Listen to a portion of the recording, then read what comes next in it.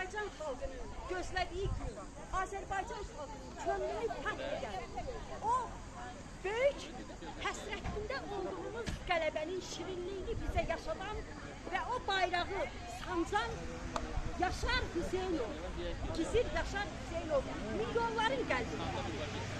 İlk dəfə Şuşada eyni zamanda azanı səsləndirdi. Bu bizim müqəddəs torpaqlarımızdır. Bu torpaqlar haqq savaşında ölümsüz qəhrəmanlarımız şəhadət olunurlar. Xəbər olsun mübarizə, Qarabağ artıq azaddır. Dalğalandı Qarabağda şanlı zəfər bayrağımız. Heç vaxt yerdə qalmayacaq, axıdılan qanlarımız.